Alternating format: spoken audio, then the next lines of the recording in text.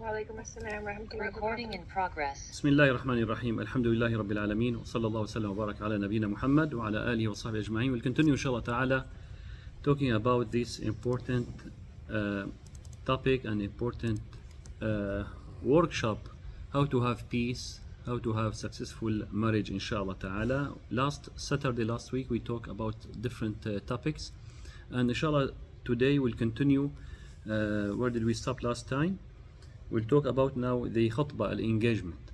The engagement khutbah, the period between khutbah, engagement and wedding. What is permissible and what is forbidden at that period? When we talk about that marriage, before we go to that wedding night, wedding event, we have that period, maybe weeks, maybe months, few months or whatever. What is allowed to do at that period and what is not allowed? ماذا يحرم على الخاطب and المخطوبة? Number one, no khalwa. Khalwa meaning you should not sit with the girl, or the girl should not sit with the man in private room. This is khalwa. Because the Prophet ﷺ said, if someone, man or woman, sit together alone in private room and no one else with them, shaitan will be the third person. Shaitan will be the third person. Now we have something else. They said, okay, we already talked about the engagement and we are thinking to have the marriage contract later, but we need now to get to know each other. Okay, we will not sit in the private room, but we will go to Starbucks, we will go to the library, we'll go to market, we'll go to mall. It's allowed or not? What do you think? What do you think? Yes or no? No. Why? Because they are not married. And the purpose of khutbah, that engagement, to see her face and for her to see your face, his face, and to know each other in 1 or 2, 3 meetings. After that, we have to go forward to have that marriage contract or to cut that relation. No need to have meeting after meeting, hang out, go to the mall, go to the cinema, go to the here and there. Why? Because we are still getting to know each other, trying to know each other. Shaitan will be with you wherever you go. Even if shaitan or someone think, let us have meeting in the public area, even that, no need. With the public area, you still have that private conversation. You still have that private meeting. Yes, in front of everyone, but not everyone is listening to you. And shaitan will be with that two couple if no need. You can visit her, or or she can visit you at your home with her family, with your family, for that general meeting, for general visit. Yes. Before and after. The engagement, if there is no contract, so still he is like mahram. He is not mahram, he is not husband, and she is not wife. So we need to be careful. It is very sensitive time. Can you have like private conversations in her house or in his house? Or For that private conversation, that maybe should be okay for maybe certain time, 1 time, 2 times. After that, what kind of private conversation? That private conversation maybe for our, yes, we will talk about what kind of topics that we can talk in that period. Now, always we need to have like, we should not cross that line, red line that Allah Azza wa Jalla and the Prophet Sallallahu Alaihi Wasallam draw it to us to protect ourselves and to protect others. This is for the safety of everyone. Number 3, al-mas, touch. No touching. No touching, no hugging, no kissing. She is not your wife. He is not your husband. Yeah, but we love each other. Yeah, I know. Wait, be patient. تبادل الصور, exchanging pictures or videos, it is haram. Many issues happen between people after they like exchange their videos and pictures and they didn't continue their relation. What happened? Okay, bring back everything or delete everything. No, I'm not going to delete anything. I'm going to post everywhere. I'm going to send to everyone. I'm going to post in Facebook, Instagram, WhatsApp. I'm going to do this bad stuff against you because you didn't continue with me. So don't do that. Yes, sometimes people, they feel excited. They are drinking coffee together and they are maybe kissing each other, touching each other. It is allowed, not allowed. And they take that pictures. What you have to think, what happened if something happened for your relation? You have to protect yourself. You can't do that later after you get married. But now it is very sensitive. Okay? Now, عقد الزواج, the marriage contract. What's the meaning of marriage contract? What we should do before marriage contract? Number one, al-istikhara, doing salah, pray, and ask Allah subhanahu wa ta'ala to choose the best for you.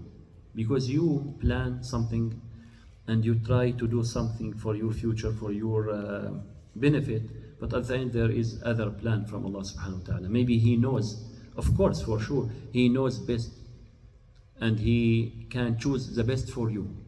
So it is good whenever you want to decide anything special for marriage, when you move to other house, when you move to other work, when you move to other city, and when you get married, this person or that person, it is very important to do dua al-istikhara. And the Prophet ﷺ taught Sahaba how to do istikhara. Oh Allah, choose the best for me. Ya Allah, you know and I know nothing. Ya Allah, please, you are my creator, you are my Lord, you are my Rabb, you are my God. I need your help, I need your support. Choose the best for me. If that person is good for me, for this life and hereafter, Ya Allah, make it easy for me to get married from that person. And Ya Allah, if that is not good for me or for her or for him in this dunya and for hereafter, Ya Allah, let me keep away from this project. And Ya Allah, choose the best for me. That's it.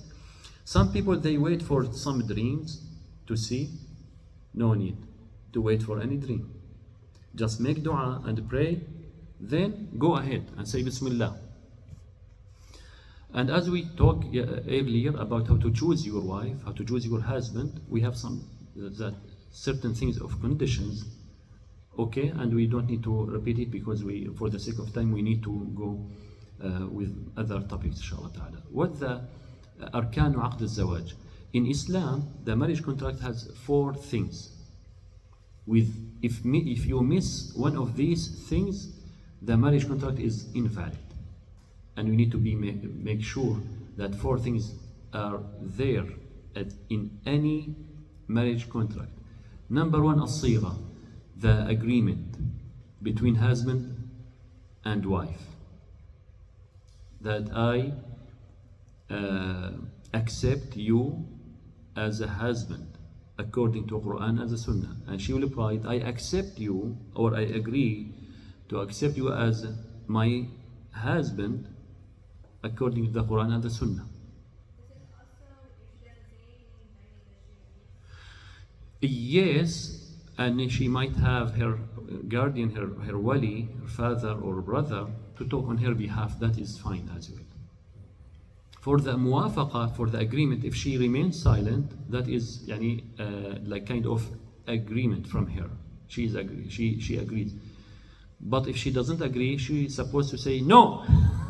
No way! She's supposed to say something to tell others that she is not agree with that marriage. But if she remains silent and she smiled, okay, we have that shyness, that modesty, or that what kind of modesty of we call it haya. Haya. So if she remains silent and she asks her father, her mother to talk on her behalf, that is good as well. As zawj and as zawja, the marriage contract should have husband and wife. The main people in the main subject. Something else, two witnesses, two Muslim male witnesses in the marriage contract. Not at least, we have to have two witnesses. Yes, they have to be Muslim because it is Islamic marriage contract. We are talking about Islamic marriage contract, right? So they need to be there. Of course, sometimes we have maybe thousands of people that are witnessing that marriage contract, 125 family members, friends, all of them are witnesses. Actually, they are witnesses. So we're supposed to have at least two witnesses. We should not have just wife and husband. And okay, do you accept me as a husband according to Quran and Sunnah? Yes. I accept you as a wife. Okay, let us go. No. We have to have agreement and we have a guardian for the zawja, al-wali. Al-wali meaning the guardian.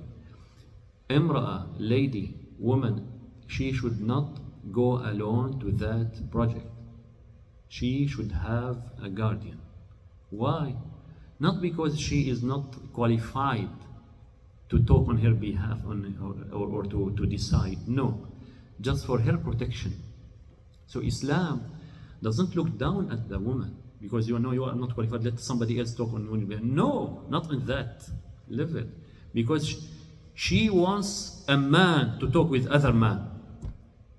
If something wrong happened with her, my father will take my right from you. My father will deal with you. My brother will deal with you. My son, if she has adult son and she was maybe widow or a divorce and she has son, he can be her guardian. Why?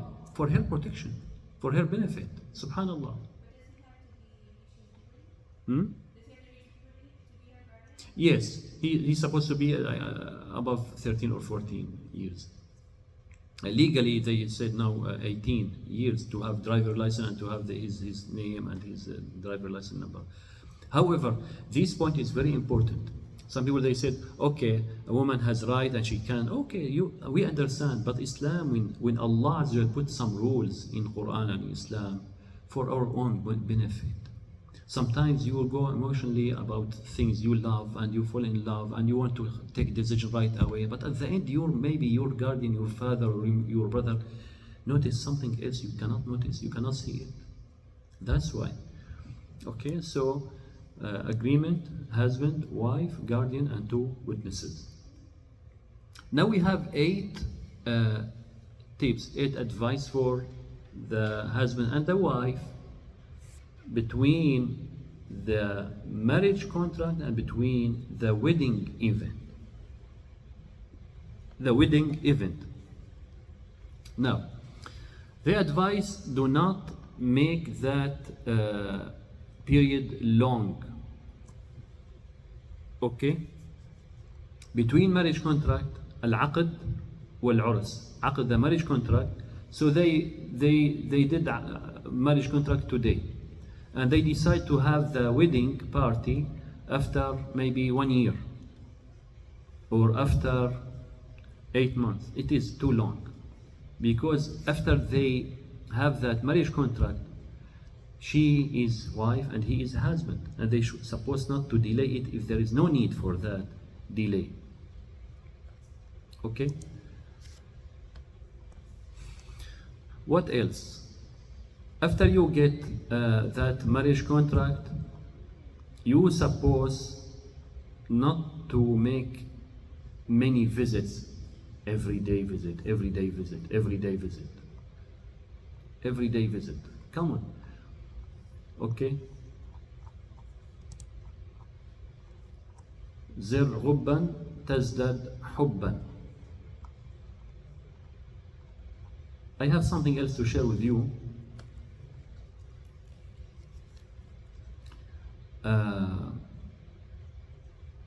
Maybe the parent of that lady will feel shy to tell you, no, don't visit us every day.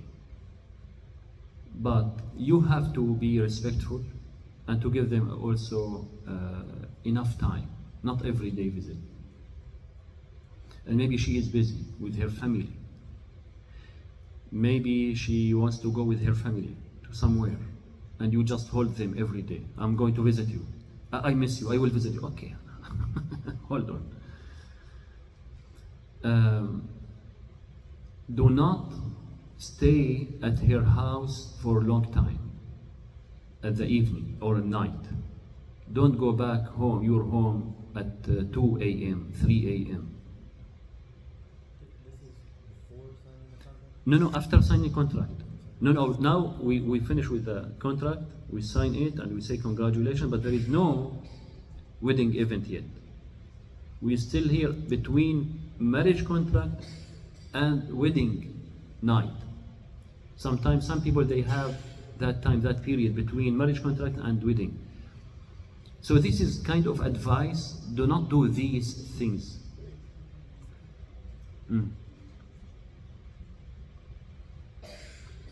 Visit her in the convenience time for her and for her family. And if you visit her in the evening time, do not stay late after midnight. Number 4, do not go out every day with your wife before wedding.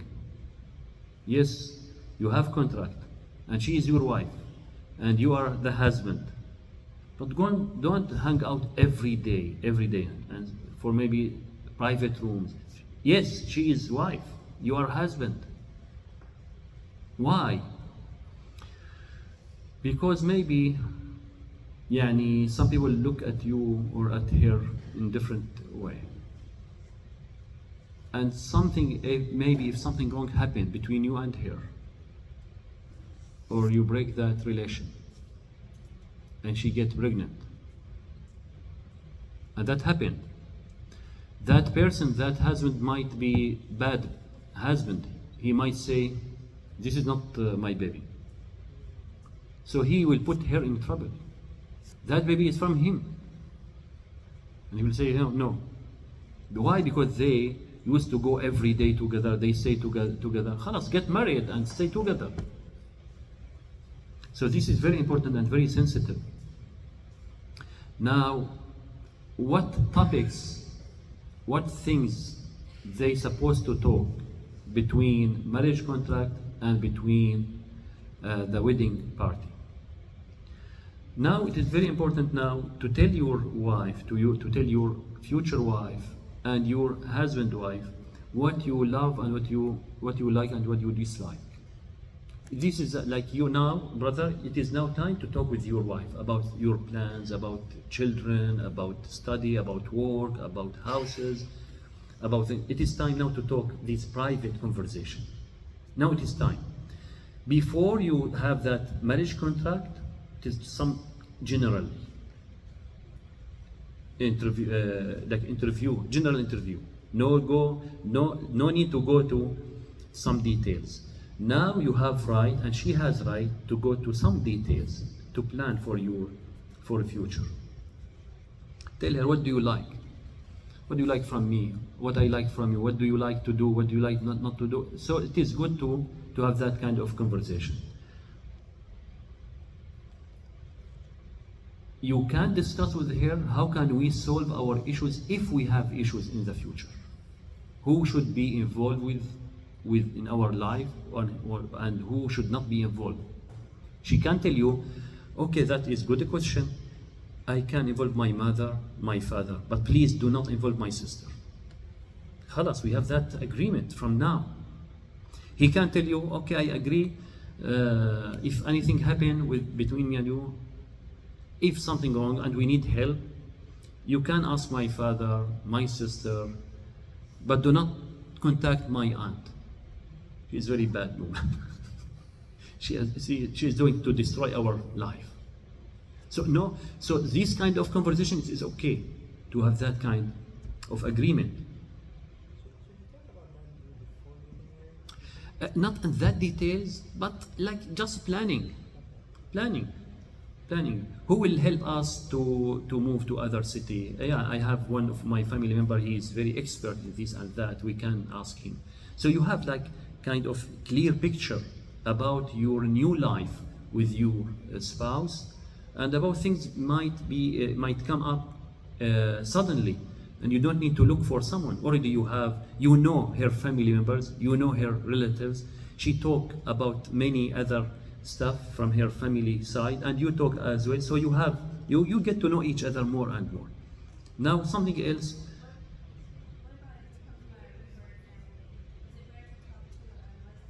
Yes, good question. What if I'm a new Muslim revert? Should I also involve my family, non-Muslim family members, or what? It is a good question. It is up to you and based if each case. Maybe that doesn't matter the religion. We need expert in the family issues. Doesn't matter he is Muslim or non-Muslim. Sometimes we have some certain things or issues we need a Muslim expert to help, and sometimes it doesn't matter. It is kind of human issues. Anyone can help. Any expert, Muslim or non-Muslim, can help you. Yeah, trustworthy person. You can tell her what time or what kind of which days, which time period of the year to visit your family if she is in different country or different city. What about my vacation, my visit to my family? We'll go together. You will go to your family to visit in different city, and I will go to, or will. So these kind of things, it is very important, because sometimes we love each other. When we get married after a few months, okay, I'm going to visit my family. No, let me go first. Come here. Oh, that will cost me this flight. Oh, so let us talk before to have that kind of agreement. This year we'll go there, or this month we'll go there. Sometimes they live in the same city, in the same neighborhood, but just have agreement. Some people, they like some girls. I know from my back home. They love to visit their mother every day. I cannot live with my mother without my mother. Okay, and that issues start to come between husband and wife for no reason. She wants to visit her family every week or every other day, and sometimes of them they live in different cities or different countries. Okay, I need to go to visit my family. I don't have enough money to book flight for you every month or every week. Have mercy upon me. No, I miss my sister. I miss my mother. Let me go. So the kind of difficulties we might face it. That's why we can have this kind of conversation during that period to make like introduction to your new life. I might have like if you are engineer, if you are doctor, and you have conferences, you can tell her. If you are imam or scholar, hey, I'm so busy person. I'm just letting you know. Every week I have at least 1 or 2 days outside of my city, or at least I will come back late sometimes because I have other responsibilities toward my community, toward my work, meetings or things. So these kind of agreements, it is good. If she is also working and she has something to share with her husband, she is supposed to tell him, not to surprise him. Oh, this is my work, this is my job. Oh, I cannot live with you like this. Why you didn't tell me? I cannot. Also, they start doing issues and fight each other, not because they hide things, but they didn't make it clear for each other from the beginning. So this is what we supposed to talk. Now, number 6. Number 6, gift. At that period, maybe some husbands they give a lot of gifts. They are so excited. And I know one husband, he gave car and he gave many jewelry, gold, money. Yani, you can say hundreds, thousands of dollars. You are so excited. I love her. I love her. I love her. After a few weeks from their marriage, give me back everything. I realize you don't deserve anything.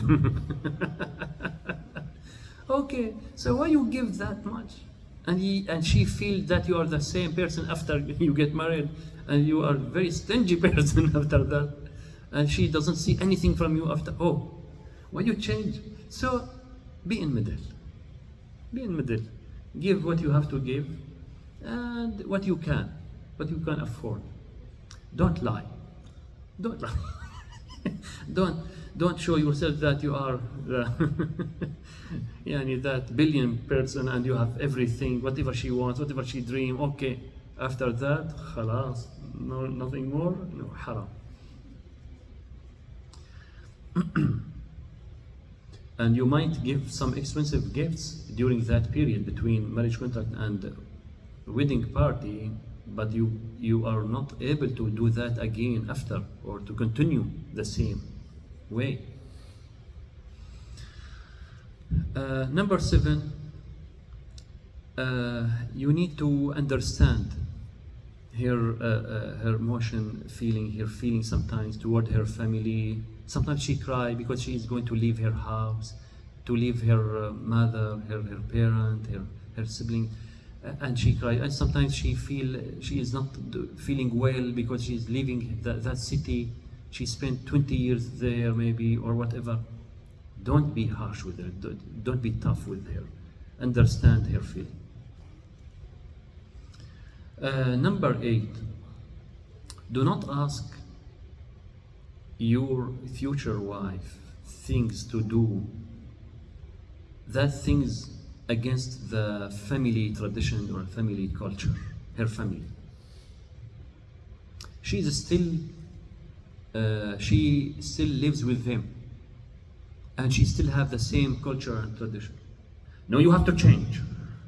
From now, right now, I am your husband. I have marriage contract between me and you. And come on. She will come to your house, and then you can have that agreement. You might sometimes ask her to go out with you, and she has other maybe things to do with her family. No, you have to leave your family and go with me. So please understand that, and have always something like with agreement with her. Now, what about the wedding party? Laylat al-Ars, wedding night.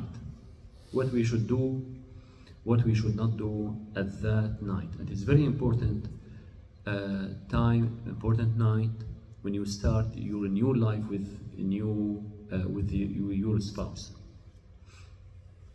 Number 1, do not start your new life with haram. Okay? لا تبدأ زواجك بارتكاب المحرمات. Some people, they are very religious people, they are very good people, but at the wedding party they commit haram and sins. There is no permission to have alcohol or to have like mixing men and women, and there no cover, no modesty, and awrat and things. And okay, it's wedding party, let us do whatever. No, don't start your new life with this kind of haram. That will destroy your life. Start your life with blessings. I remember many, mashallah, of brothers and sisters, many families, they invited me for their daughters or children's weddings. They asked me, Imam, we need you to be with us to bless our wedding party. We need Quran recitation. We need like small, short lecture, short speech, and like reminder, few verses from Quran, few hadith from Rasulullah. We need like blessings from Allah. We need His mercy to come upon us at that time. I really appreciate these kind of people because they believe they need the help of Allah by obeying Him and by respecting His Quran and His instructions. Some people, they don't care, and they don't invite any imam, and they don't need any Quran recitation, and they need it is time for joy and to. So we remember Allah subhanahu wa ta'ala.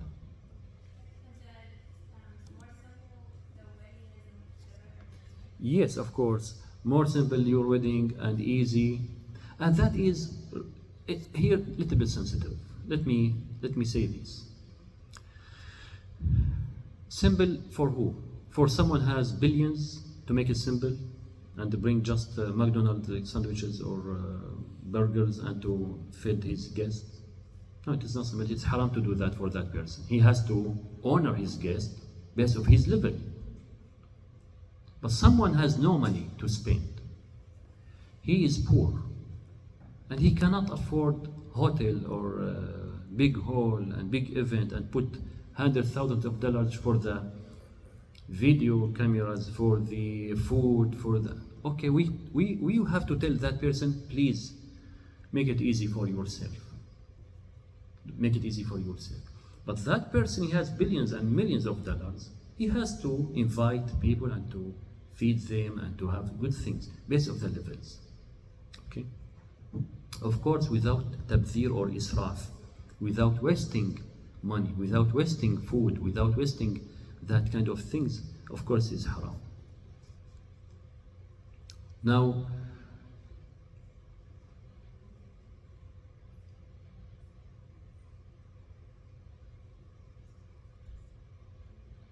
there is dua when you enter your house, the room, your private room.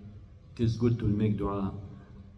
بسم الله اللهم إني أسألك خيرها وخير ما جبلت عليه وأعوذ بك من شرها وشر ما جبلت عليه. So it is good to make dua for yourself and for your spouse, for your wife. Ya Allah, I ask you to have mercy and to bless me and to bless her. Ya Allah, keep your blessings upon me and her, Ya Rabbal Alameen. Ya Allah, make my life easy with her. Ya Allah, grant us happiness and success. Make dua. Oh Allah, protect us from shaitan. Ya Allah, keep shaitan away from our house. Do not let shaitan come to our room or our house. Then Allah Azza wa Jal will give you barakah and Allah will grant you, inshaAllah, good children. Something else, as a husband, he loves to see the beauty of his wife. He is supposed also to beautify himself in front of his wife. He is supposed also to take care of his hygiene and his cleanness and other things. Prophet ﷺ used to use siwak, cleaning his teeth every single time he entered the house. And whenever he wants to recite Quran, and whenever he wants to read or meet people or pray, always, and always has good and expensive perfume at that time. They describe him, always his smell, mashallah. Everyone around him love to talk with him, love to stay close to him, sallallahu alayhi wa sallam. وَكَانَ يُمَازِحُ نِسَاءَهُ. Say jokes, smile, laugh. This is the first night. We are talking about the night of wedding. As a husband, what you're supposed to do. So now, other thing, your wife is halal for you. Your husband is halal for you. Everything is halal. Everything is permissible except two things. The period, the woman, her period, monthly period, you're supposed not to do that, what we call it, sexual activity at that period, at that time. Okay? Of course, you can touch her, you can kiss her, you can play with her, but without that area is supposed to avoid it. Number two, this number one. This is the only thing it is forbidden in Islam. The second one, نساؤكم حرث لكم فأتوا حرثكم أن شئتم. So make it properly, not, how can I explain it? ليس في الدبر.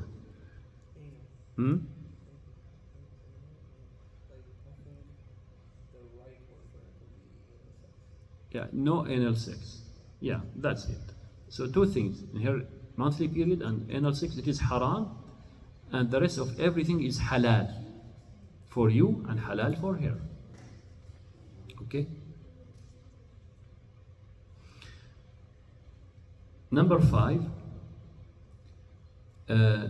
please seek help and advice from the people of knowledge and from trustworthy people, from righteous people, for your new life. You can ask. Some people, they go, or husband or wife, without knowing anything, and they maybe see some videos from YouTube and they maybe misunderstand things. You have to ask trustworthy people about some details. You need to understand well regarding your wife, as a wife, regarding her husband. Ask right people, righteous people, knowledgeable people. They will give you, they will advise you, they will guide you to the right and good answers. Something very important now, number 6. Everything inside your bedroom is secret. You should not take anything out of that bedroom. Wife and husband. Wife and husband. You should not take anything outside of your bedroom. No mother, no sister, no brother, no friend, nothing at all. Otherwise, you are going to destroy your life. You are going to bring shaitan to your life. It is very, very, very confidential. This is your private life, your private room. You should not share anything about your spouse with anyone. Some people, unfortunately, they talk, they complain sometimes, they need help or they seek help, but they talk with wrong people. What I should do if my husband does this and that in the bedroom, the bed? What I supposed to do? What I supposed to say? What I supposed to react?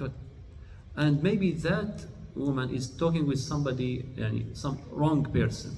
That wrong person could be mother, could be sister. If she is not wise enough, if she is not smart enough, if she is not knowledgeable enough to take that responsibility and to give that advice. So be careful.